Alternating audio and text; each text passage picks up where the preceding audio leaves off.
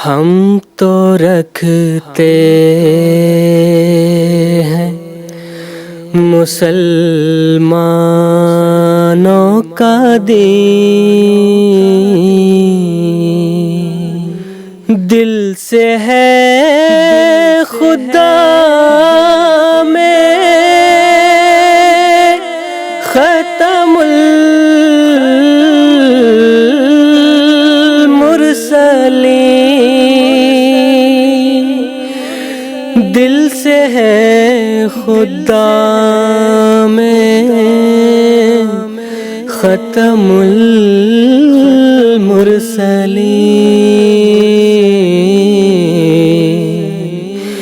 खत्मुल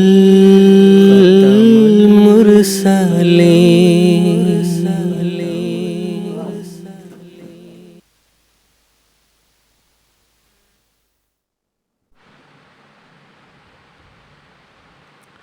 அவுசுபில்லாஹி மினஷ்ஷைத்தானிர் ரஜீம். பிஸ்மில்லாஹிர் ரஹ்மானிர் ரஹீம். நேர்களே, அஸ்ஸலாமு அலைக்கும் வரஹ்மத்துல்லாஹி வபரகாத்துஹு. நேர்களே, இன்று ஜூலை 12, 2025 சனிக்கிழமையாகும். இந்தியாவில் இப்பொழுது இரவு 10 மணி ஆகிறது. ஜிஎம்டிக்கு ஏற்ப இப்பொழுது மாலை 4:30 மணி ஆகும். நேர்களே, இது ராஹேஹுதா நிகழ்ச்சிக்கான நேரமாகும். நேர்களே, காதியான் தாருலமானிலிருந்து லைவ் டிஸ்கஷன் நிகழ்ச்சி ராஹேஹுதாவின் 4 எபிசோடுகளை கொண்ட ஒரு முழுமையான தொடருடன் உங்கள் முன் வந்திருக்கின்றோம். இன்றைய இந்த எபிசோட் இந்த தொடரின் முதல் எபிசோடாகும்.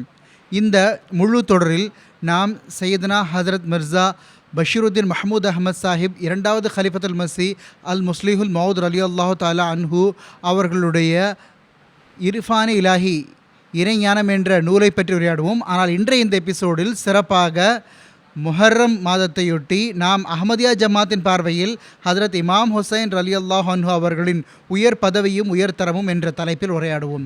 நேர்களே, நீங்கள் அறிந்தது போன்று நம்முடைய இந்த நிகழ்ச்சி ராஹேஹுதா நிகழ்ச்சி லைவாக இருப்பதுடன் இன்டராக்டிவ் நிகழ்ச்சியாகவும் இருக்கின்றது. அதாவது நேர்கள் தம்முடைய கேள்விகள் மூலமாக நம் நிகழ்ச்சியில் இணைந்து கொள்ள முடியும். ஸ்டுடியோ டிஸ்கஷனுடன் சேர்த்து நேர்களுடைய கேள்விகளை இங்கு ஸ்டுடியோவில் இருக்கக்கூடிய அறிஞர்களுக்கு முன்னால் எடுத்து வைப்போம். மேலும் நம்முடைய அறிஞர் பெருமக்கள் இந்த நிகழ்ச்சியின் மூலமாகவே நேர்களுடைய கேள்விகளுக்கு பதிலளிப்பார்கள். நேர்களே, எம்முடன் இணைந்து கொள்வதற்கான அனைத்து விவரங்களையும் நீங்கள் உங்களுடைய டெலிவிஷன் ஸ்க்ரீனில் பார்த்து கொண்டிருப்பீர்கள். நீங்கள் டெலிஃபோன் லைன் மூலமாகவும் தொடர்பு கொள்ள முடியும். டெக்ஸ்ட் மெசேஜ், ஃபேக்ஸ் மெசேஜ் மற்றும் இமெயில் ஆகியவற்றின் வசதியும் உள்ளது. நேர்களே, இன்றைய எபிசோடில் இந்த தலைப்புகளுக்கு பொருத்தமாக கேள்விகளுக்கு பதிலளிப்பதற்காக இங்கே இருக்கக்கூடிய அறிஞர் பெருமக்களை நான் அறிமுகம் செய்து வைக்கின்றேன். மதிப்புக்குரிய மௌலானா முகமது ஹமீத் கோசர் சாப் மற்றும் மௌலானா ஷேக் முஜாஹித் அஹமத் ஷாஸ்திரி சாஹிப் ஆகிய இரு அறிஞர்களும் இன்றைய நிகழ்ச்சியினுடன் கலந்து கொள்வார்கள். இருவரையும் நான் வரவேற்கின்றேன். நேர்களே, தற்பொழுது நாம் புனித முஹர்ரம் மாதத்தை கடந்து சென்று கொண்டிருக்கிறோம். முஹர்ரம் மாதத்துக்கு இஸ்லாத்தில் ஒரு சிறப்பு தகுதியும் தனிச்சிறப்பும் உள்ளது. இந்த மாதத்தில்தான் கண்ணியத்திற்குரிய தூதர் ஸல்லல்லாஹு அலைஹி வஸல்லம் அவர்களின் மகள்வழி பேரர் ஹஜரத் இமாம் ஹுசைன் ரலியல்லாஹு அன்ஹு அவர்கள் ஷஹீதாக்கப்பட்டார்கள். ஹஜரத் வாக்களிக்கப்பட்ட மஸீஹ் அலைஹிஸ்ஸலாம் அவர்கள் முடிமுதல் அடிவரை ஹஜரத் ரசூலுல்லாஹ் ஸல்லல்லாஹு அலைஹி வஸல்லம் அவர்கள் மீதும் அன்னாரது வீட்டார் மீதும் கொண்டிருந்த பேரன்பில் திளைத்திருந்தார்கள். ஒருவர் உள்ள பகைமை மற்றும் காழ்ப்புணர்ச்சி என்னும் கண்ணாடியை கழட்டி வைத்துவிட்டு ஹுசூர் அலைஹிஸ்ஸலாம் அவர்களின் நூல்களை வாசித்தால் அவர் ஹுசூர் அலைஹிஸ்ஸலாம் அவர்களின் கூற்றுகளும் எழுத்துக்களும் ஹஜரத் ரசூலுல்லாஹ் ஸல்லல்லாஹு அலைஹி வஸல்லம் அவர்கள் மற்றும் அன்னாரது வீட்டாரின் தூய முன்மாதிரிகளின் எடுத்துக்காட்டுகளாலும் நிறைந்துள்ளன என்ற விஷயத்தை ஏற்கும் நிர்பந்தத்திற்கு ஆளாகிவிடுவார். ஹஜரத் வாக்களிக்கப்பட்ட மஸீஹ் அலைஹிஸ்ஸலாம் அவர்கள் பல்வேறு இடங்களில் ஹஜரத் இமாம் ஹுசைன் அவர்களின் நட்குறிப்பு எடுத்துக் கூறியுள்ளார்கள். மேலும் ஜமாத் மக்களுடைய உள்ளங்களிலும் இதே பற்றுறுதியையும் நேசத்தையும் பதிய வைத்துள்ளார்கள். நேர்களின் இந்த சுருக்கமான முன்னுரைக்கு பிறகு முதல் கேள்வி மதிப்புக்குரிய மௌலானா முகமது ஹமீத் கோசர் சாஹிப் கேட்க விரும்புகின்றேன். ஹஜரத் இமாம் ஹுசைன் ரலியல்லாஹு அன்ஹு அவர்களின் குடும்பம் அறிமுகம் குறித்தும் பெருமானார் ஸல்லல்லாஹு அலைஹி வஸல்லம் அவர்கள் ஹஜரத் இமாம் ஹுசைன் ரலியல்லாஹு அன்ஹு அவர்களின் மேலான தகுதி மற்றும் உயர் தரத்தை பற்றி என்ன கூறியுள்ளார்கள் என்பதை பற்றியும் நேர்களுக்கு எடுத்துக் கூறுமாறு கேட்டுக்கொள்கின்றேன். ஜஸாக்கல்லாஹ். பிஸ்மில்லாஹிர் ரஹ்மானிர் ரஹீம். சையதுனா ஹஜரத் இமாம் ஹுசைன் ரலியல்லாஹு தஆலா அன்ஹு அவர்களுடைய மேலான அந்தஸ்து மற்றும் உயர் பதவி இஸ்லாத்தில் மிகவும் உயர்ந்ததாக இருக்கின்றது, மேலானதாக இருக்கின்றது. எந்த காரணத்தினால் என்றால் அன்னார் ஹஜரத் சையதுனா முஹம்மது ரசூலுல்லாஹ் ஸல்லல்லாஹு அலைஹி வஸல்லம் அவர்கள் மற்றும் ஹஜரத் ஹத்தீஜா ரலியல்லாஹு அன்ஹா ஆகியோரின் மகள்வழி பேரர் ஆவார்கள்.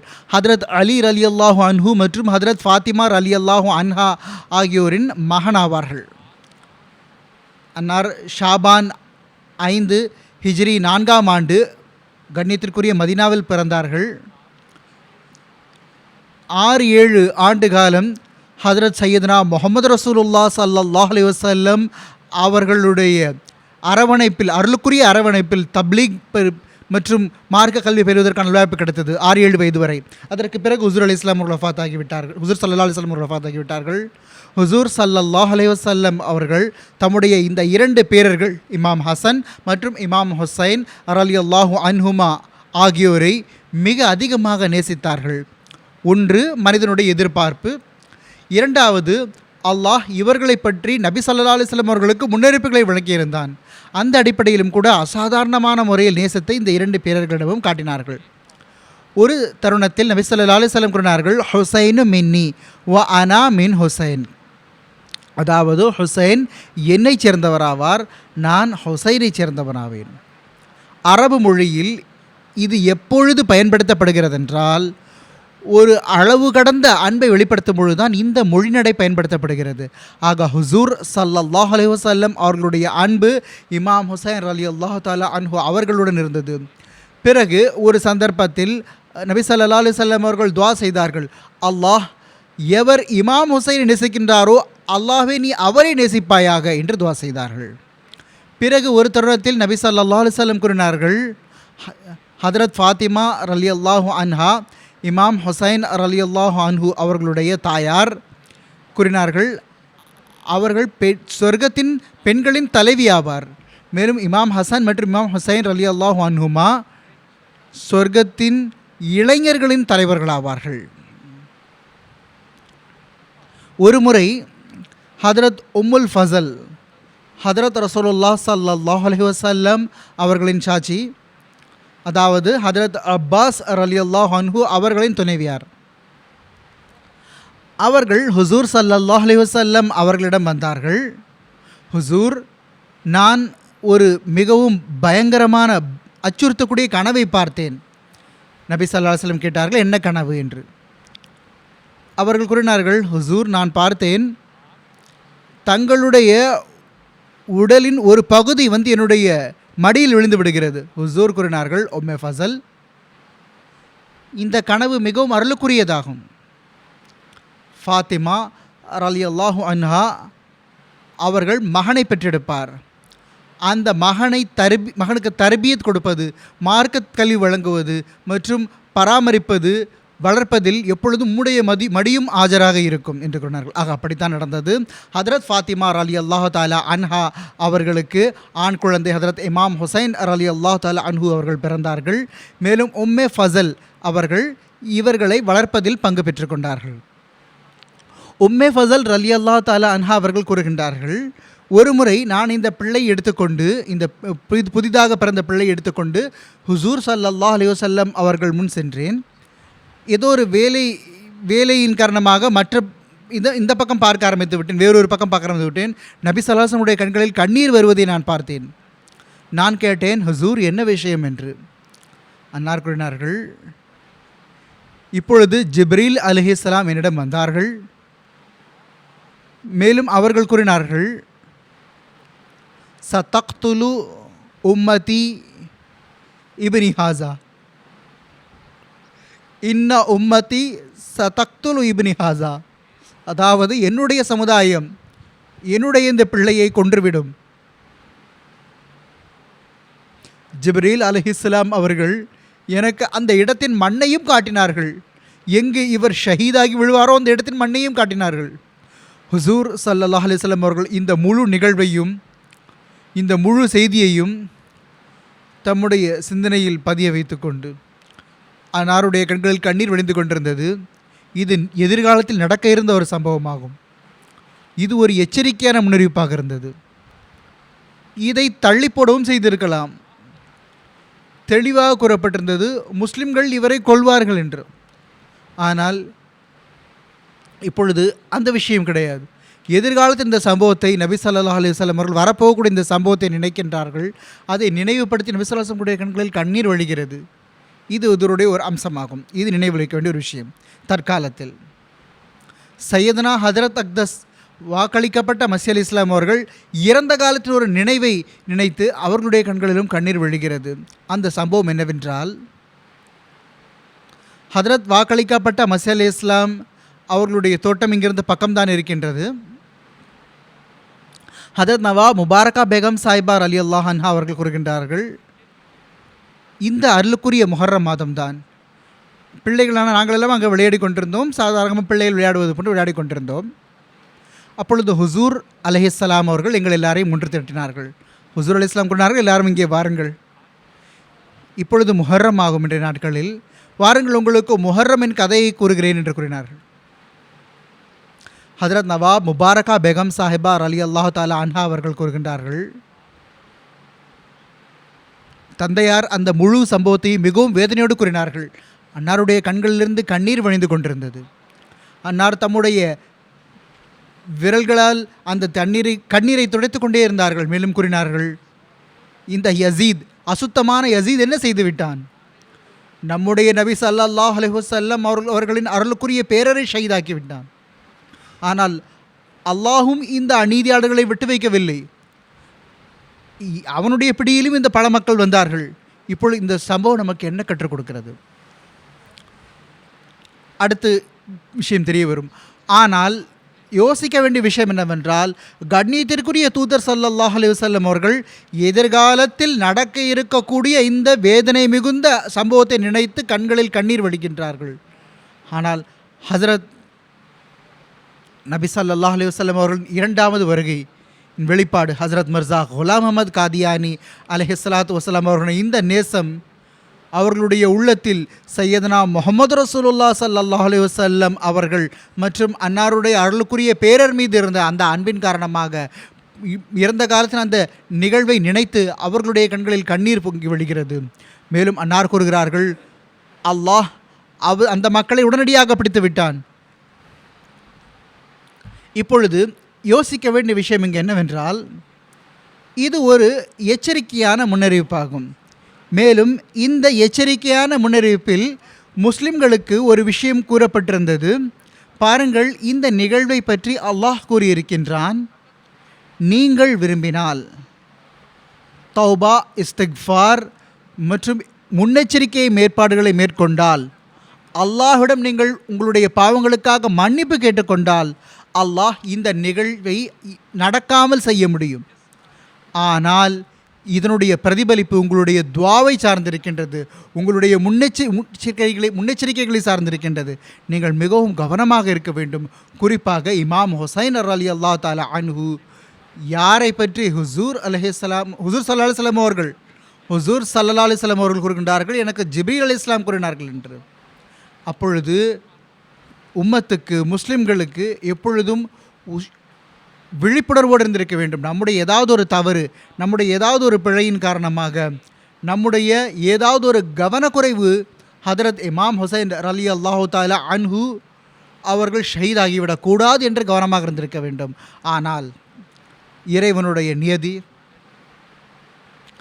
இவர்கள் இந்த சமுதாயம் முன்னெச்சரிக்கையாக இருந்திருந்தால், தௌபா செய்திருந்தால், இவ்வளவு பெரிய குற்றம் அவர்கள் செய்திருக்க மாட்டார்கள், இவ்வளவு பெரிய பாவத்தை அவர்கள் செய்திருக்க மாட்டார்கள். இவ்வளவு பெரிய உம்மத், இவ்வளவு பெரிய பாவம் உம்மத்தை 2 துண்டுகளாக பிரித்து வைத்து விட்டது. ஆயிரக்கணக்கான கருத்து வேறுபாடுகள் முஸ்லிம்கள் மத்தியில் ஏற்பட்டு விட்டன. மேலும் இஸ்லாம் எல்லா விதத்திலும் அவப்பெயரை எதிர்கொள்ள வேண்டி வந்தது. இப்பொழுது ஹதரத் ரசூலே கரீம் ஸல்லல்லாஹு அலைஹி வஸல்லம் அவர்கள் ஏற்கனவே கூறிவிட்டார்கள், ஹதரத் இமாம் ஹுசைன் அலி அல்லாஹ் தாலா அன்ஹு அவர்களுடைய மேலான அந்தஸ்து, உயர்தரம், இது மிகவும் உயர்ந்ததாக இருக்கின்றது, மிகவும் மேலானதாக இருக்கின்றது. இதற்கு பிறகு ஹதரத் இமாம் ஹுசைன் அலி அல்லாஹ் தாலா அன்ஹு அவர்கள் ஹதரத் உஸ்மான் அலி அல்லாஹ் அவர்களுடைய அருளுக்குரிய காலகட்டத்தில் அல்லது ஹதரத் அலி அலி அல்லாஹ் அவர்களுடைய அருளுக்குரிய காலகட்டத்தில் எந்த தொண்டுகளை நிறைவேற்றினார்களோ அது பொதுவாக பார்வைக்கு வருவதில்லை. ஆனால் மிகவும் நுணுக்கமான முறையில் இந்த நூல்களை நாம் அலசி ஆராய்ந்தால், இஸ்லாமிய வரலாற்றை அலசி ஆராய்ந்தால் பிறகு பல நிகழ்வுகள் கிடைக்கின்றன. எப்பொழுதும் அவர்கள் ஹிலாஃபத்தை பாதுகாக்கக்கூடியவராக இருந்திருக்கின்றார்கள். ஹதரத் உமர் அலிலான் அவர்களுடைய ஹிலாஃபத் காலத்தில், ஹதரத் உஸ்மான் அலிலான் அவர்களுடைய ஹிலாஃபத் காலகட்டத்தில், ஹதரத் அலி அலிலான் அவர்களுடைய ஹிலாஃபத் காலகட்டத்தில். ஆக இது சுருக்கமான அவர்களுடைய அந்த உயர்வான அந்தஸ்து, மேலான தகுதியாகும். இது ரசூலை கரீம் ஸல்லல்லாஹு அலைஹி வஸல்லம் அவர்கள் எடுத்துக்கூறிய அந்த தகுதியாகும். பாருங்கள், இது ஒரு அடையாளமாகும். இது ஒரு அல்லாஹ்வின் அடையாளமாக இருக்கின்றது. நீங்கள் இதை பாதுகாத்தால், இவரை ஷஹீதாக விடாமல் காப்பாற்றிவிட்டால், இஸ்திக்ஃபார் செய்தால், துஆக்கள் செய்தால், எவ்வாறு யூனுஸ் அலைஹிஸ்ஸலாம் அவர்களுடைய சமுதாயம் தௌபா மற்றும் பாவ மன்னிப்பு கோரியவாறு இருந்தார்களோ அப்பொழுது அவர்கள் தண்டனையிலிருந்து தப்பிவிட்டார்கள், விதிக்கப்பட்ட தண்டனையிலிருந்து. அதே போன்று நீங்கள் தௌபா மற்றும் இஸ்திக்ஃபார் செய்தால் உங்களுக்காக விதிக்கப்பட்டுள்ள இந்த தண்டனையிலிருந்து நீங்கள் தப்பித்திருக்கலாம், அல்லாஹ்வுடைய கோபத்தை தப்பித்திருக்கலாம். ஆனால் துர்பாக்கியமான முஸ்லிம்கள் அதன் பக்கம் கவனம் செலுத்தவில்லை. எவ்வாறு ஹுசூர் ஸல்லல்லாஹு அலைஹி வஸல்லம் அவர்கள் தம்முடைய அந்த முன்னறிவில் கூறினார்களோ அது போன்றவர்கள் கவனம் செலுத்தவில்லை.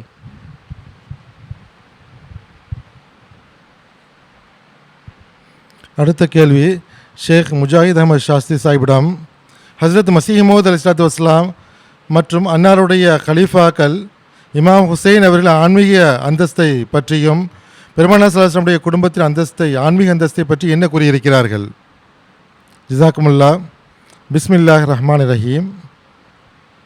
இந்த காலத்தில் அல்லாஹ் தனது வாக்குறுதிக்கு ஏற்ப பெருமானார் ஸல்லல்லாஹு அலைஹி வஸல்லம் அவர்களின் ஊழியத்தில் அஹ்மதி ஜமாத்துடைய தோற்றுனர் ஹஸ்ரத் மிர்சா குலாம் அஹமது அலைஹிஸ்ஸலாம், மசீஹ் மௌத் அலைஹிஸ்ஸலாம் அவர்களை நீதி நேர்மையின் வடிவமாக அனுப்பி வைத்திருக்கின்றான். அவர்களுக்கு பல வேலைகள் கொடுக்கப்பட்டன. அவர்களுக்கு அதில் ஒரு வேலை இந்த சமுதாயத்தை ஒரே சமுதாயமாக ஆக்குவதாகும். இந்த சமுதாயத்தில் உம்மத்தில் பல தவறான விளக்கங்கள் கொடுக்கப்பட்டன, பிரிவினைகள் ஏற்பட்டிருந்தன, கருத்து வேறுபாடுகள் காணப்பட்டன.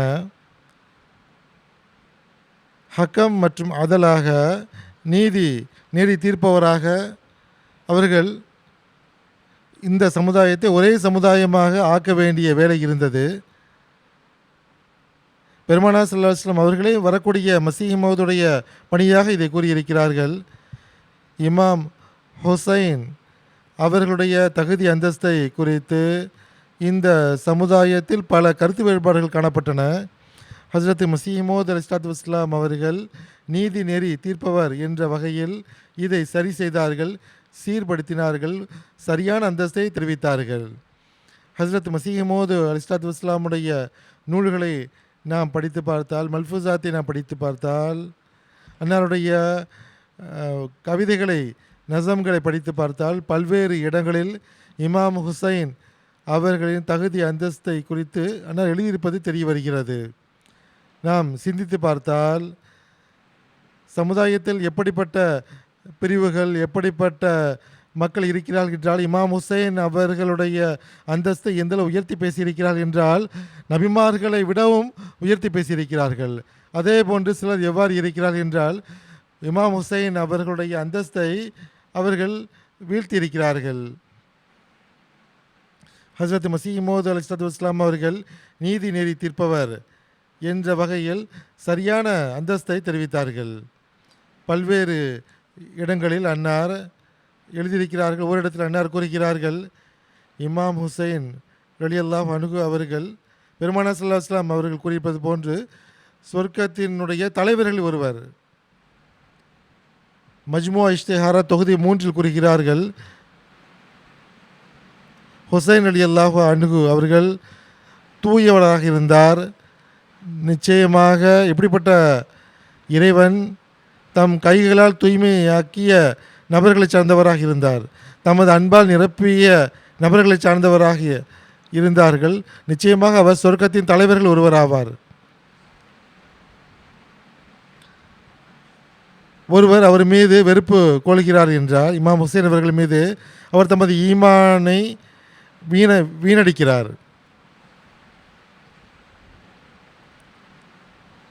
இபாதத்து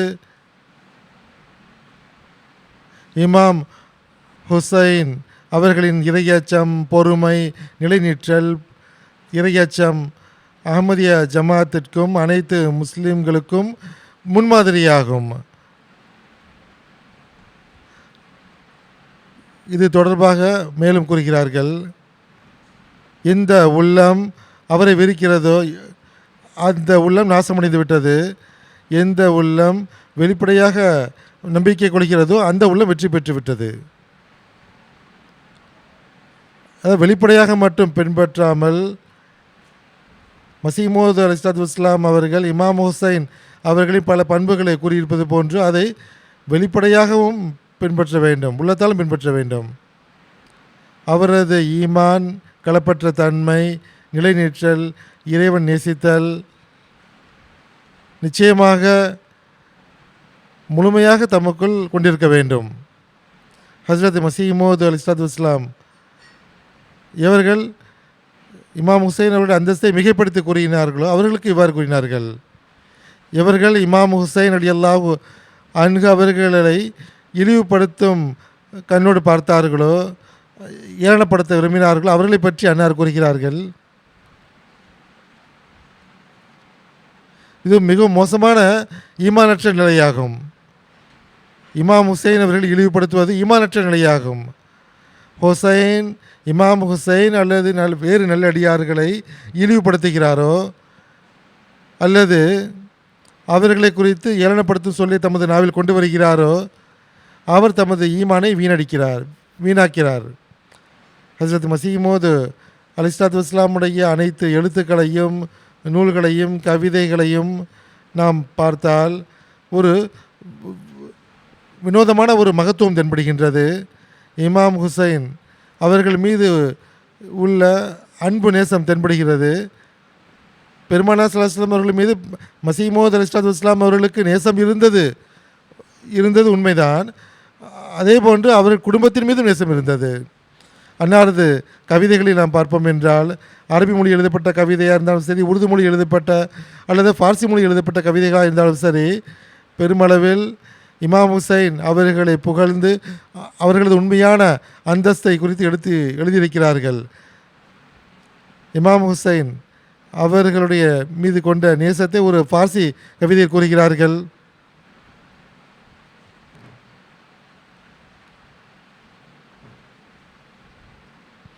மொழியாக்கம் என்னவென்றால், எனது உயிர், எனது உள்ளம் முஹம்மது ஸல்லல்லாஹு அலைஹி வஸல்லம் அவர்கள் அழகில் மாய்ந்து போயுள்ளது. நான் முழுமையாக, எனது இருப்பு முழுமையாக முஹம்மது ஸல்லல்லாஹு அலைஹி வஸல்லமுடைய குடும்பத்தின் அர்ப்பணிக்கப்பட்டுள்ளது.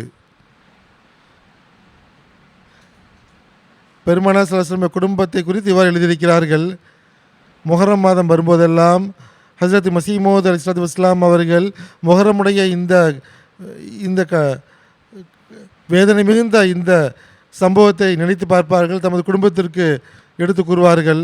ஒரு முறை ஹஸ்ரத் மஸீஹ் மவ்ஊத் அலைஹிஸ்ஸலாத்து வஸ்ஸலாம் அவர்கள் பெஹ்ஷ்த் மக்பராவுடைய தோட்டத்தில் அவர்கள் உலாவிக் கொண்டிருக்கும்போது அவர்களது பிள்ளைகளும் இருந்தார்கள். குழந்தைகளை நான் முஹர்ரமுடைய கதையை கூறுகிறேன் என்று அழைத்தார்கள். ஹஸரத் மிர்சா பஷீர் அஹ்மத் ஸா எம்இ ரலியல்லாஹு அன்ஹு அவர்கள் இதை கூறுகிறார்கள். அவர்கள் கூறுகிறார்கள், ஹுசூர் அவர்கள் இந்த சம்பவத்தை எடுத்து கூற ஆரம்பித்த போது அன்னாரது கண்களில் தொடர்ச்சியாக கண்ணீர் வடிந்து கொண்டிருந்தது. தமது விரல் நுனியால் அந்த தண்ணீரை துடைத்து கொண்டிருந்தார்கள். அசுத்தமான யஸீது நம்முடைய பெருமானார் ஸல்லல்லாஹு அலைஹி வஸல்லம் மகள் வழி பேரர் மீது இந்த அநீதியை செய்தான். ஆனால் இறைவன் வெகு விரைவிலேயே அந்த அநீதியார்களை பிடித்தான். இது ஒரு வினோதமான ஒரு நிலையாக இருந்தது. இந்த காலத்திற்காக அனுப்பி வைக்கப்பட்ட இறைவன் சார்பாக நியமிக்கப்பட்ட மஸீஹ் மவ்ஊத் அலைஹிஸ்ஸலாத்து வஸ்ஸலாம் அவர்கள் எடுத்து கூறியிருக்கிறார்கள். இன்னொரு இடத்தில்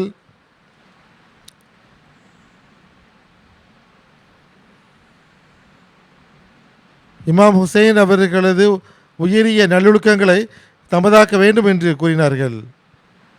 இமாம் ஹுசைன் ரலியல்லாஹு அன்ஹு அவர்கள் நேசிக்கக்கூடியவர்கள் என்று வாதிக்கக்கூடிய மக்களுக்கான அறிவுரை கூறுகிறார்கள்.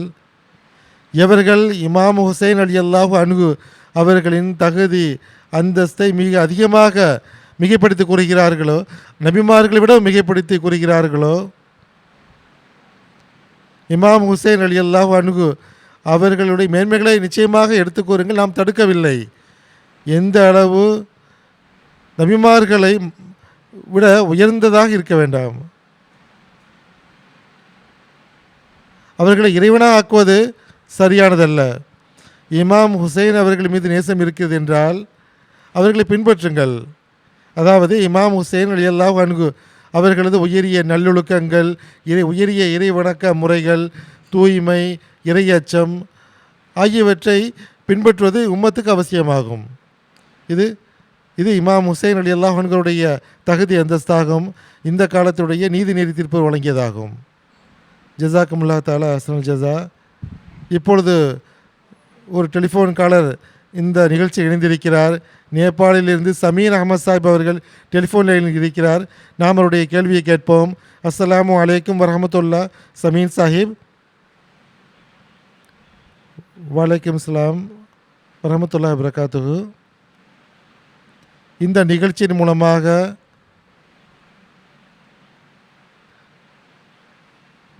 ஹுசூர் அவர்களின் சமூகத்தில் நேசம் மிகுந்த சலாத்தை தெரிவித்துக் கொள்கிறேன். இந்த நிகழ்ச்சியின் மூலமாக காதியானி வசிக்கக்கூடியவர்களுக்கும் அஸ்ஸலாமு அலைக்கும் என்று தெரிவித்துக் கொள்கிறேன். எனது கேள்வி என்னவென்றால், ஆஷூரா நாளை குறித்து சுன்னத்தை பொறுத்தவரை என்ன முக்கியத்துவம் உள்ளது?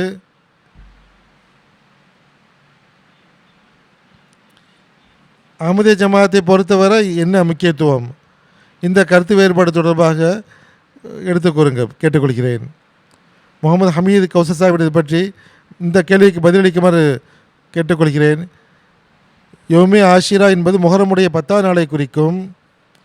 இது முன்பிருந்தே மக்கா மக்களோ அல்லது அரேபிய மக்களோ நோன்பு தமது வழிமுறைக்கேற்ப நோன்பு நோட்பார்கள்.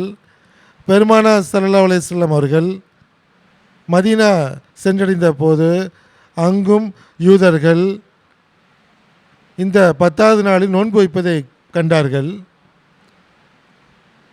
நீங்கள் ஏன் வைக்கிறீர்கள் என்று கேட்டபோது அதற்கு அது யூதர்கள் இந்த நாளில் மூசா அலைஹிஸ்ஸலாம் அவர்களுக்கு அல்லாஹ் ரட்சிப்பு வழங்கினான், இது அவர்களது கதையாக இருந்தது, எவ்வாறு இருப்பது ரமலான் ஆரம்பித்தது, அதற்கு பிறகு பெருமானார் ஸல்லல்லாஹு அலைஹி வஸல்லம் அவர்கள் விரும்பியர் வைக்கட்டும் விரும்பியர் வைக்க வேண்டாம் அந்த ஆஷுரா நோன்பை பற்றி கூறினார்கள். முஹர்ரமுடைய 10ஆவது நாள் அதிக முக்கியத்துவம் வாய்ந்த நாளாக ஏன் ஆனது என்றால், இமாம் ஹுசைன் ரலியல்லாஹு அன்ஹு அவர்கள் ஷஹீதான நாளாகும்.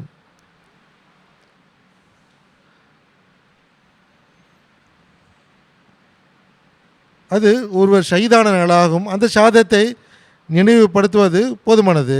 ஆனால் மிகைப்படுத்தி அனைத்துமே அவர்தான் என்ற அளவுக்கு கொண்டு செல்வது சரியல்ல. ஹஸ்ரத் அலி ரலியல்லாஹு அன்ஹு அவர்கள் கூட ஷஹீதானார்கள், பள்ளிவாசல் ஷஹீதானார்கள். அப்துல் ரஹ்மான் இப்னு பல்ஜம் என்பவர் ஷஹீதாக்கினான். ஹஸ்ரத் அலி ரலியல்லாஹு அன்ஹு ஷஹீதானார்கள். ஹஸ்ரத் உஸ்மான் ரலியல்லாஹு அன்ஹு அவர்களும் ஷஹீதானார்கள். ஹஸ்ரத் இமாம் ஹசன் அவர்களும் ஷஹீதானார்கள். அந்த அவர்கள் ஷஹீதான அந்த அனைத்து நாட்களையும் நாம் துக்கம் கொண்டாடுவது கிடையாது, அனுசரிப்பது கிடையாது. இமாம் ஹுசைன் அவர்கள் ஷஹீதானதை நீங்கள் துக்கம் அனுசரியுங்கள், அவர்களுக்கு துவா செய்யுங்கள், அதில் அனைவரையும் சேர்த்து கொள்ளுங்கள்.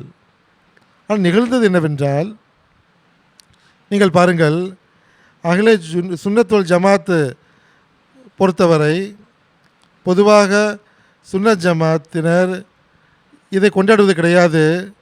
இப்பொழுது கூட நீங்கள் அரேபியாவுடைய பெரும் நாடுகளுக்கு சென்றால் அங்கு அவர்கள் சார்பாக கொண்டாடப்படுவது கிடையாது. இந்தியா பாகிஸ்தானில் இது கொண்டாடப்படுகின்றது, அனுசரிக்கப்படுகின்றது, துக்கம் அனுசரிக்கப்படுகின்றது. மன்னராட்சி வந்தபோது இதை அவர்கள் ஊதி பெரிதாக்கினார்கள். அகலே சுன்னத்தும் கூட அந்த நாள் ஊர்வலம் செல்வார்கள். ஒவ்வொரு வருடமும் அது அதிகரித்து கொண்டே செல்கிறது. ஷியா மக்கள் இவர்கள் என்ன செய்கிறார்கள் என்றால், தமது உடலில் காயங்களை ஏற்படுத்திக் கொள்கிறார்கள், கத்திகளை கொண்டு காயங்களை ஏற்படுத்திக் கொள்கிறார்கள், அடித்துக் கொள்கிறார்கள் தமது கைகளால் தம்பியது. ஒருவர் இறக்கும்போது 3 நாட்களை விட அதிகமாக துக்கம் அனுசரிக்கக்கூடாது என்று பெருமானார் ஸல்லல்லாஹு அலைஹி வஸல்லம் அவர்கள் வரையறுத்துள்ளார்கள். ஆகவே இத்தனை வருடங்களுக்கு பிறகும் அதை நீங்கள் துக்கம் அனுசரிப்பது, அதுவும் கூட இஸ்லாமிய வழிமுறைக்கு எதிராக கொண்டாடுவது சரியல்ல. அஹ்மதியா ஜமாத்தை பொறுத்தவரை அந்த நாள் இமாம் ஹுசைன் ரலியல்லாஹு அன்ஹு அவர்கள் ஷஹீதான நாளாகும். இது தொடர்பாக மற்ற ஷஹீதுகள் அவர்களும் ஜமாத் அஹ்மதியா நினைவுபடுத்துகிறது. இன்று நாம் ஜூலை மாதத்தில் இருக்கின்றோம். இன்று 12ஆம் தேதியாகும். இதே ஜூலை மாதத்தில் 14 ஜூலை அன்று 1903ஆம் ஆண்டு ஹஜரத் சாஹிப்ஸாதா அப்துல் லத்தீஃப் சாஹிப் ஷஹீது ரலியல்லாஹு அன்ஹு அவர்களும் ஷஹீதாக்கப்பட்டார்கள். இதே நாள்தான், இதே மக்கள்தான் உபைதுல்லா பின் ஜியாத் மற்றும் அவர்களை போன்றவர்கள் என்று கூறலாம். இந்த அநீதியாளர்கள் தான் சாஹிப்ஸாதா அப்துல் லத்தீஃப் சாஹிப் ஷஹீது அவர்களை மிகவும் இரக்கமற்ற முறையில் ஷஹீதாக்கிறார்கள். இமாம் ஹுசைன் ரலியல்லாஹு அன்ஹு எவ்வாறு ஷஹீதாக்கப்பட்டார்களோ அதே போன்று சாஹிப்ஸாதா அப்துல் லத்தீஃப் சாஹிப் அவர்களும் ஷஹீதாக்கப்பட்டார்கள். ஹஜ்ரத் மஸீஹ் மவ்ஊத் அலைஹிஸ்ஸலாத்து வஸ்ஸலாம் கூறியிருப்பது போன்று யசீதையும் அவனது கூட்டாளிகளையும் இமாம் ஹுசைன் அவர்களை கொலை செய்து ஷஹீதாக்கியவர்கள் அல்லாஹ் அப்படித்தான். அதே போன்று சாஹிப்ஸாதா அப்துல் லத்தீஃப் சாஹிப் ஷஹீத் அவர்கள் மீது யாரெல்லாம் ஷஹீதாக்கினார்களோ, அநீதி செய்தார்களோ அல்லாஹ் அவர்களும் வெகு விரைவில் பிடித்தான் என்று எழுதி கூறியிருக்கிறார்கள். இது அஹ்லே சுன்னத் வல் ஜமாத், ஷியா மக்கள் போன்றோர் அவர்கள் அதிகமாக மிகைப்படுத்தி அதை துக்கம் அனுசரிக்கிறார்கள். அது தவறானதாகும். அதிகமாக துக்கம் எந்த நாளில் பெருமானார் ஸல்லல்லாஹு அலைஹி வஸல்லம் அவர்கள் எவர்கள் இறந்து போனார்களோ அந்த நாள் தான் அதிகமாக துக்கம் அனுசரித்திருக்க வேண்டும்.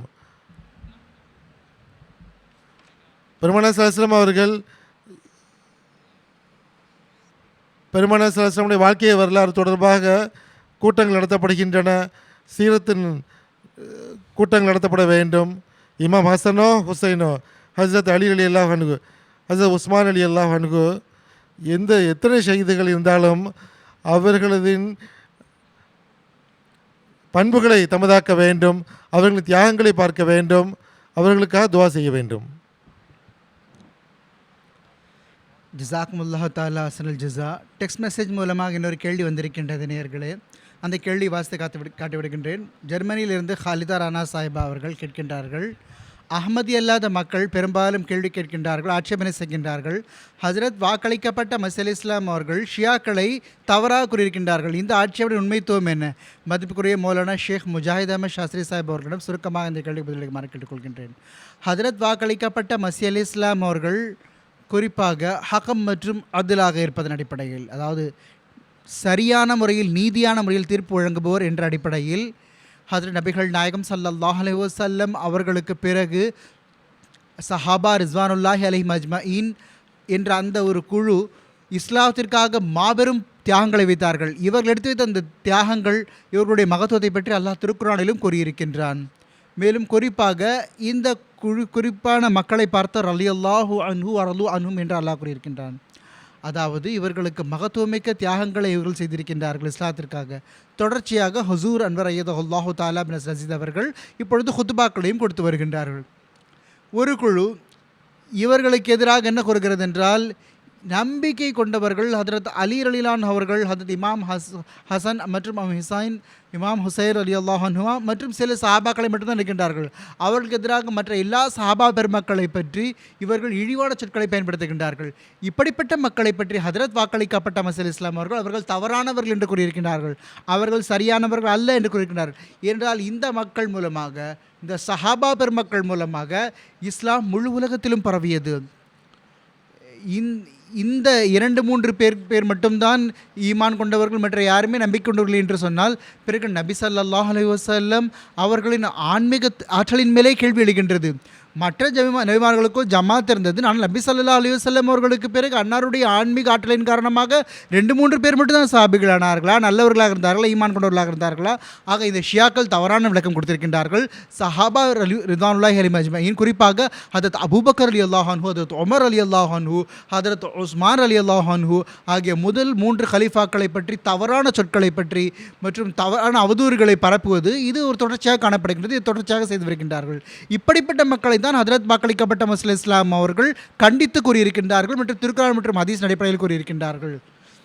யாருடன் அல்லாஹ் திருப்தி கொண்டு விடுகின்றானோ, எவர்கள் இஸ்லாத்திற்கு தொண்டாற்றுவதில் முன்னணி வகித்தார்களோ, எவர் நபி ஸல்லல்லாஹு அலைஹி வஸல்லம் அவர்களோடு இன்னொருவராக குகையில் இருந்தார்களோ, எல்லா போர்க்களத்திலும் நபி ஸல்லல்லாஹு அலைஹி வஸல்லம் அவர்களுடைய வலமுடன் நின்று கொண்டிருந்தார்களோ, அந்த மக்களை பற்றி தவறாக கூற முடியுமா?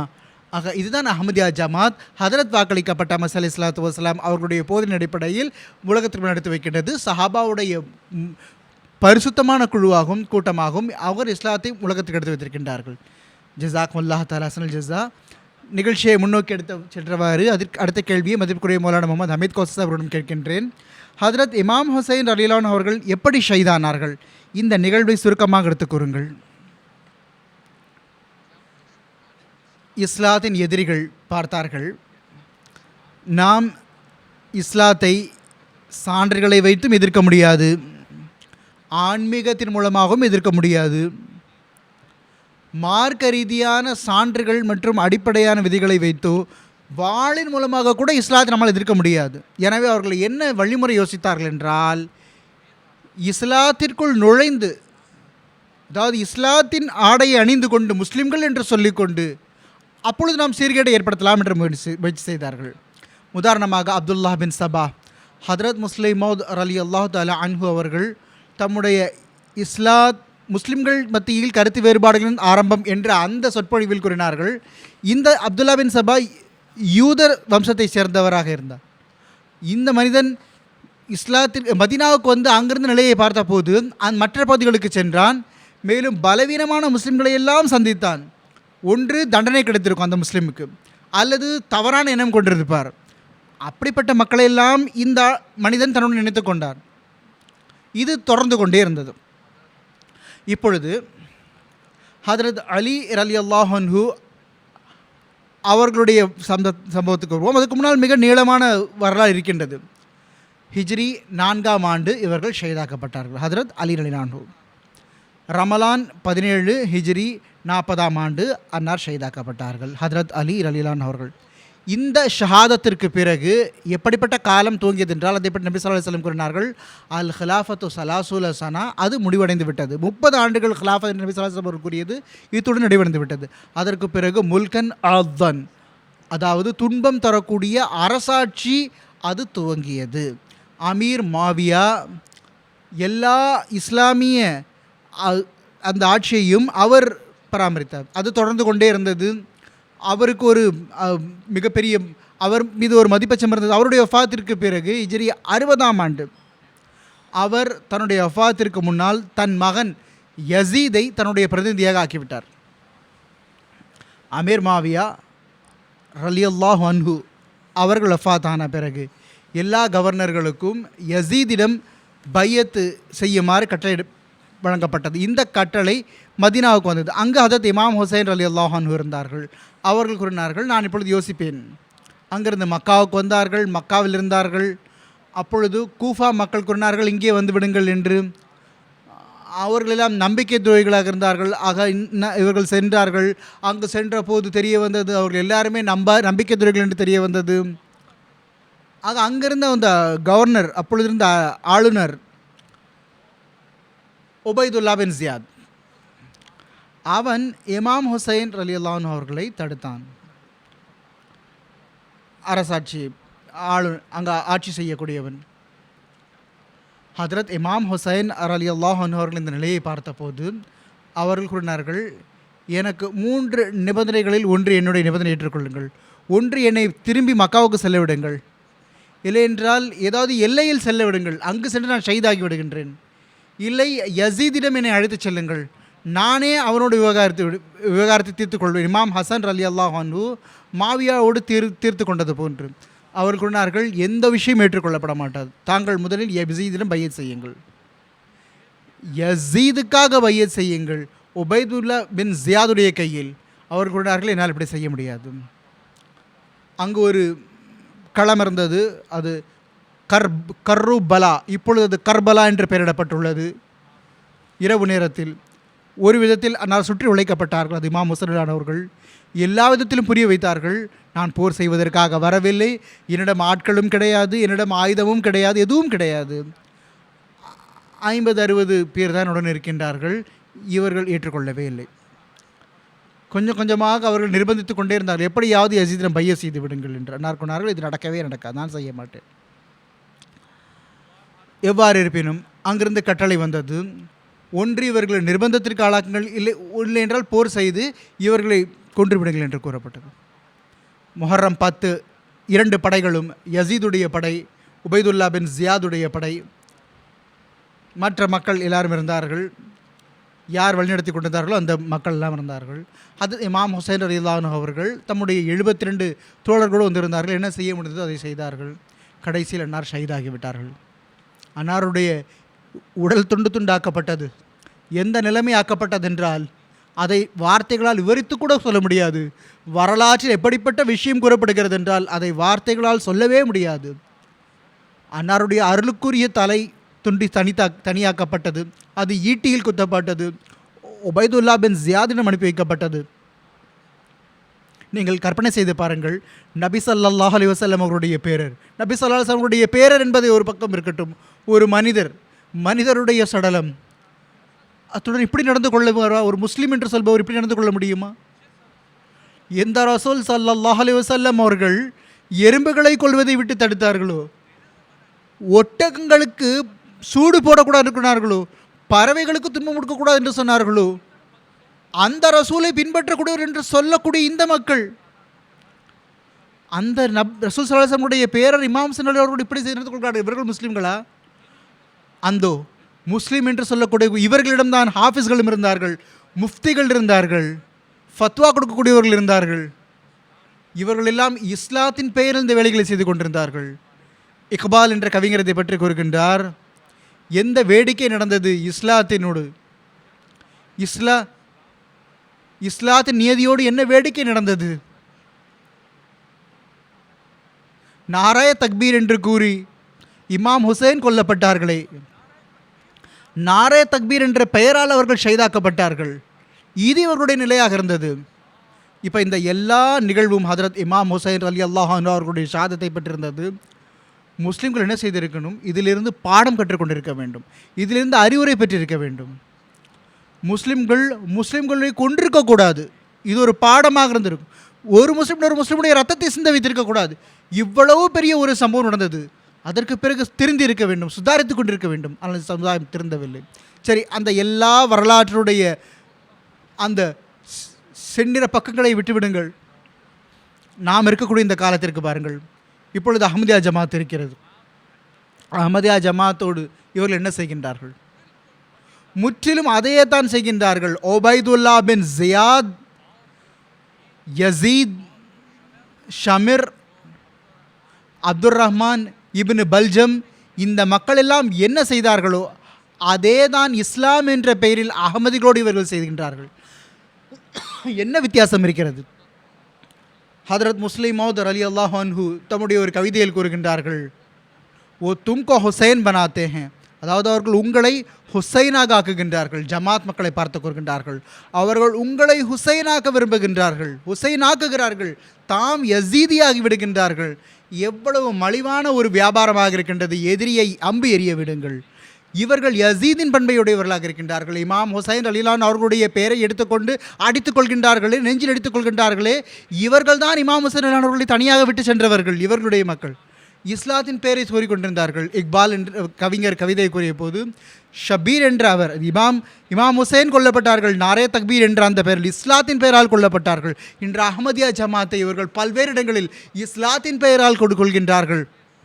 இந்த முழு மக்களும் யார் என்றால் யசீதுடைய பண்பையுடைய யசீத் செய்த அதே வேலையை இந்த மக்கள் இன்று செய்து கொண்டார்கள். ஒபைதுல்லா பின் ஜியாத் செய்த அதே வேலையை இவர்கள் செய்கின்றார்கள். அவர்களுடைய கூட்டாளிகள் செய்த அந்த அத்தனை வேலைகளையும் இவர்கள் இன்று செய்து கொண்டிருக்கின்றார்கள். அஹ்மதியா ஜமாத் ஹஜ்ரத் முஸ்லிம் மௌத் அலி அல்லாஹு அன்ஹு அவர்கள் கவிதைகள் கூறியது போன்று அவர்கள் நம்மை ஹுசைன் ஆக்குகின்றார்கள் அஹ்மதியா ஜமாத்தை. மேலும் அஹ்மதியா ஜமாத் ஹஜ்ரத் ஹுசைன் அலி அல்லாஹு அன்ஹு அவர்களுடைய அடிச்சுவட்டில் சென்று கொண்டிருக்கின்றது. மிகவும் பணிவுடன் முஸ்லிம்களிடம் கேட்டுக்கொள்கின்றேன், இதில் நீங்கள் கவனமாக ஆழ்ந்து சிந்தித்து பாருங்கள். இதில் யார் யசீதுடைய பண்பை அஹ்மதியா ஜமாத்திற்கு எதிராக நிறைவேற்றுகிறார் என்று பாருங்கள். மீண்டும் கவனம் செலுத்தி பாருங்கள். யார் பாவப்பட்ட ஜமாத்தாக இமாம் ஹுசைன் அலிலான் அவர்களுடைய அடிச்சுவட்டில் இருக்கக்கூடிய ஜமாத்தாக இருப்பது எது என்பதை பாருங்கள். அல்லாஹுடைய தண்டனைக்கு அஞ்சுங்கள். இப்பொழுது நான் உதாரணத்தை கூறினேன். சாஹிப்ஜாதா அப்துல் லத்தீஃப் சாஹிப் ஷஹீத் அலி அல்லாஹ் தாலா அன்ஹு அவர்களோடு எந்த மக்களெல்லாம் இந்த அநீதியான செயலை செய்தார்களோ அல்லாஹ் அவர்களை விடவில்லை. இமாம் ஹுசைன் அலிலான் அவர்களோடு யாரெல்லாம் இப்படி செய்தார்களோ, எந்தெந்த மக்கள் எல்லாம் இந்த அநீதி இழைத்தார்களோ, ஒரு மிகப்பெரிய வரலாறாகும், நீண்ட வரலாறாகும். அவர்கள் ஒருவரை கூட அல்லாஹ் விடவில்லை. அவர்களுக்கு அல்லாஹ் கொடூரமான தண்டனை வழங்கினான். ஆக இவர்களை நாம் கேட்டுக்கொள்கின்றோம், உங்களுடைய இந்த கொள்கையில் மீண்டும் கவனம் செலுத்துங்கள். ஹஜ்ரத் மிர்சா குலாம் அஹ்மத் அலை இஸ்லாம் அவர்களை அல்லாஹ் அனுப்பினான். அவர்கள் தாமாக எந்த ஒரு அறிவிப்பும் செய்யவில்லை. அல்லாஹுடைய கட்டளையின் பெயரால் அவர்கள் அறிவிப்பு செய்தார்கள். அவர்களுக்கு கட்டுப்படாமல் இருப்பது அல்லாஹு கட்டுப்படாமல் இருப்பதாகும். அவர்களுக்கு கீழ்ப்படியாமல் இருப்பது அல்லாஹுடைய தூதர் ஹஜ்ரத் ரசூலே கரீம் ஸல்லல்லாஹு அலைஹி வஸல்லம் அவர்களுடைய கட்டளைகளுக்கு கீழ்ப்படியாமல் இருப்பதாகும். அதற்கு கட்டுப்படாமல் இருந்து அல்லாஹுடைய கோபத்திலிருந்து அல்லாஹுடைய தண்டனையிலிருந்து உங்களால் தப்பிக்க முடியாது. நீங்கள் அஞ்ச வேண்டும், பயப்பட வேண்டும். அல்லாஹ் இவர்களுக்கு அறிவையும் புரிதலையும் வழங்குவானாக. ஜஸாக்கமுல்லா. அடுத்த கேள்வி ஷேக் முஜாஹித் அஹமத் சாஸ்திரியம் கேட்கிறேன். முஹர்ரம் மாதத்தின் மேன்மையை குறித்தும் அதில் அதிகமாக ஸலவாத் ஓதுவதை குறித்தும் ஹஜ்ரத் 5வது கலிஃபத்துல் மஸீஹ் அவர்கள் வழங்கிய வழிகாட்டல்களை எடுத்துரைக்குமாறு கேட்டுக்கொள்கிறேன். அதனுடைய சில விவரங்களை எடுத்துக்கூறுங்கள். ஜஸாக்கமுல்லா. முஹர்ரம் மாதம் என்பது இஸ்லாமிய காலண்டருடைய முதல் மாதமாகும். இது சந்திர காலண்டர் என்றும் அழைக்கப்படுகின்றது. ஏனென்றால்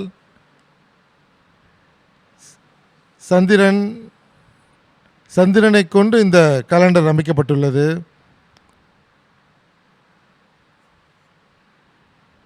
பெருமானார் ஸல்லல்லாஹு அலைஹி வஸல்லம் ஹிஜ்ரத்திலிருந்து இது ஆரம்பிக்கப்பட்டது. முஹர்ரமுடைய சொல் அர்த்தத்தை பார்க்கும்போது கண்ணியத்திற்குரியது என்று பொருள் கொள்ளப்படுகின்றது. இந்த மாதம் கண்ணியத்திற்குரிய மாதமாகும். இந்த மாதத்தில் குறிப்பாக அதிகமாக நஃபில்களை மேற்கொள்ள வேண்டும். பெருமானார் ஸல்லல்லாஹு அலைஹி வஸல்லம் கூறினார்கள், ரமலானுக்கு பிறகு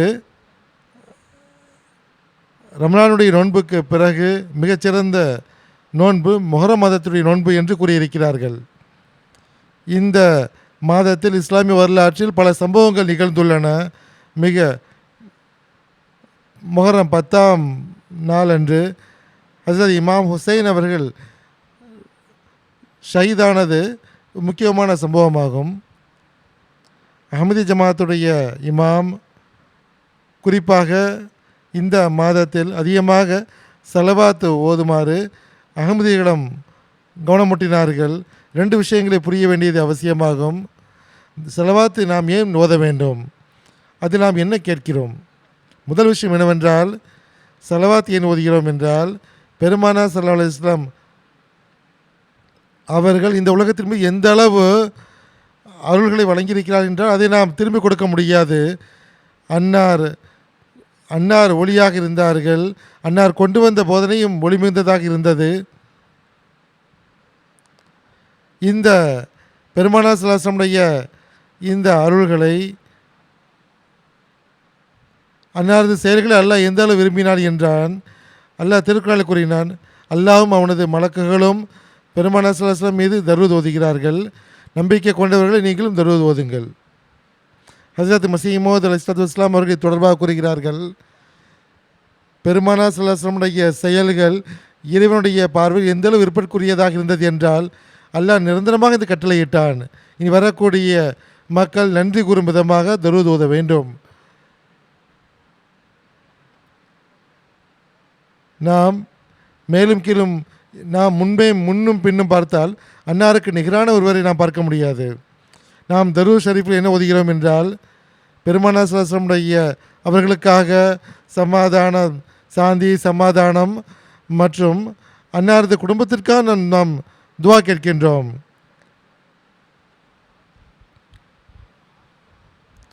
பெருமானார் ஸல்லல்லாஹு அலைஹி வஸல்லம் குடும்பத்தில் பௌதிக ரீதியான குடும்பமும் ஆன்மீக ரீதியான குடும்பம் இரண்டையும் குறிக்கின்றது. ஹஜ்ரத் 4வது கலிஃபத்துல் மஸீஹ் அவர்கள் ஒரு முறை 1999ஆம் ஆண்டு அஹமதியா ஜமாத் மக்களுக்கு முஹர்ரம் மாதத்தில் ஏன் தரூத் ஷரீஃப் ஓத வேண்டும் என்று எடுத்துரைத்தவாறு கூறினார்கள். 5வது கலிஃபத்துல் மஸீஹ் கூறுகிறார்கள், தற்காலத்தில் முஹர்ரம் மாதமாக இருக்கின்றது. இந்த பெருமானார் ஸல்லல்லாஹு அலைஹி வஸல்லம் குடும்பத்தை பெருமானார் ஸல்லல்லாஹு அலைஹி வஸல்லம் குடும்பத்தை நேசிக்கக்கூடியவர்கள் கவனத்தில் கொள்ள வேண்டும். கருத்து வேறுபாடு உள்ள விஷயங்கள் வேறு விஷயம். முஹம்மது ஸல்லல்லாஹு அலைஹி வஸல்லம் மற்றும் அன்னாரது குடும்பத்தை நேசிக்கக்கூடியவர் இன்னொரு நேசிக்கப்பது என்பது வேறு விஷயம். ஆகவே அஹமதி ஜமாத் இதன் பக்கம் குறிப்பாக கவனம் செலுத்த வேண்டும். இந்த நாட்களில் குறிப்பாக பெருமானார் ஸல்லல்லாஹு அலைஹி வஸல்லம் மற்றும் அன்னாரது குடும்பத்திலும் அதிகமாக தரூத் ஓத வேண்டும். ஏனென்றால் பெருமானார் ஸல்லல்லாஹு அலைஹி வஸல்லம் ஆன்மீக பௌதிக சந்ததிகள்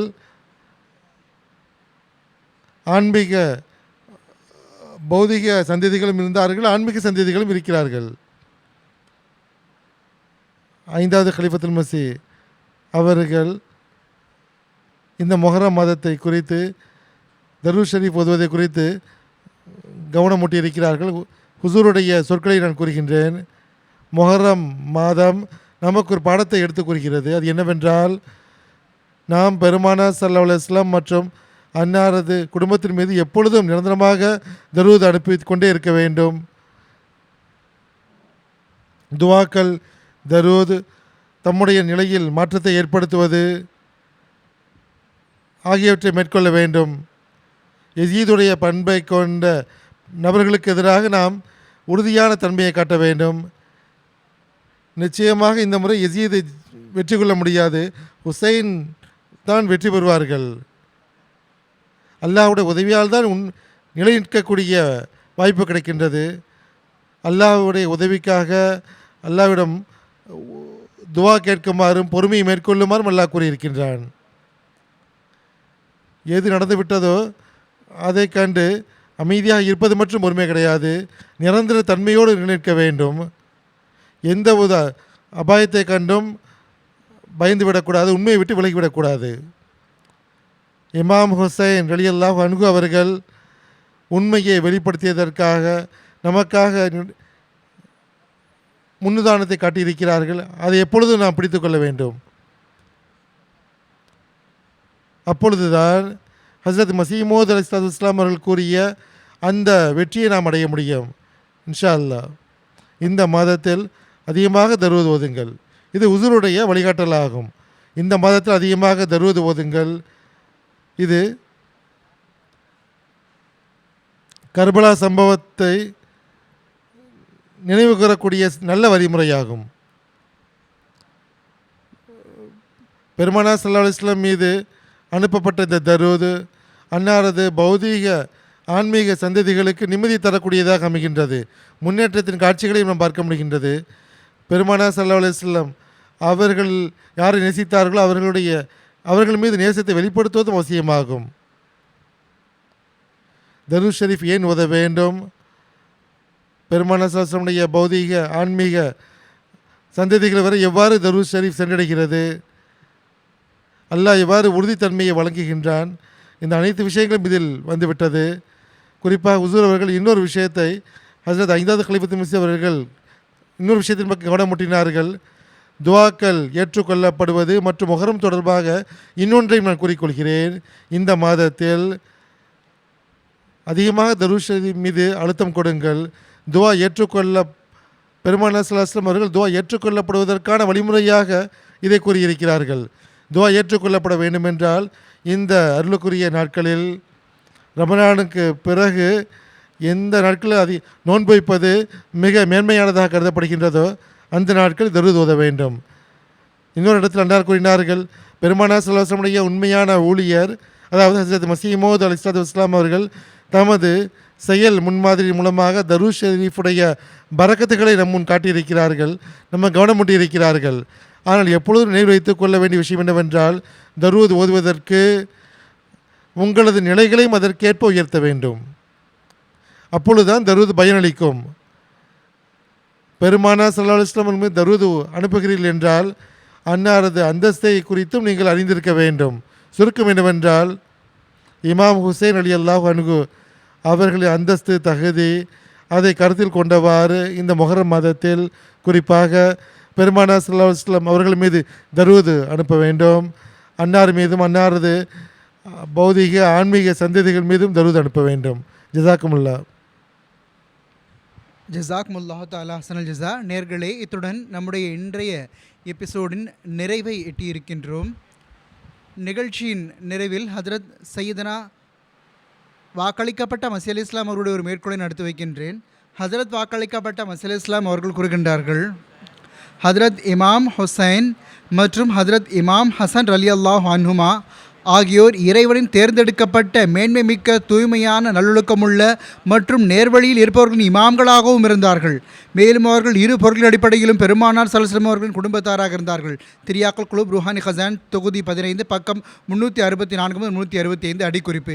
இதே போன்று இன்னொரு இடத்தில் ஹஜ்ரத் வாக்களிக்கப்பட்ட மஸீஹ் அலைஹிஸ் ஸலாம் அவர்கள் கூறுகின்றார்கள், எனக்கு அலி ரலியல்லாஹு அன்ஹு அவர்கள் மற்றும் ஹுசைன் ரலியல்லாஹு அன்ஹு அவர்கள் ஆகியோருடன் ஒரு நுட்பமான ஒப்புமை உள்ளது. மேலும் இந்த ரகசியம் கிழக்கு மற்றும் மேற்கின் இறைவனை தவிர வேறு எவருக்கும் தெரியாது. மேலும் நிச்சயமாக நான் ஹஜ்ரத் அலி ரலியல்லாஹு அன்ஹு அவர்களையும் அவர்களுடைய இரு புதல்வர்களையும் நேசிக்கிறேன். மேலும் அவர்கள் இருவருடனும் பகைமை பாராட்டுபவருடன் பகைமை பாராட்டுகிறேன். சிருல் ஹிலாஃபா ருஹானி ஹசாயின் தொகுதி 8 பக்கம் 359. நேர்களே, இத்துடன் நம்முடைய இன்றைய எபிசோட் நிறைவடைகிறது. இன்ஷா அல்லாஹ் தாலா அடுத்த எபிசோடில் சையதுனா ஹஜ்ரத் முஸ்லிம் மவ்ஊத் ரலியல்லாஹு அன்ஹு அவர்களுடைய கருத்தாழம் மிக்க நூல் இர்ஃபான் இலாஹி இறை ஞானம் என்ற நூலை பற்றி அடுத்த வாரத்திலிருந்து பேசுவோம். அதுவரை உங்களிடம் அனுமதி பெறுகின்றோம். अस्सलाम वालेकुम। लोगों के यही नूर खुदा पाओगे, लो तुम्हें तौर तसल्ली का बताया हमने।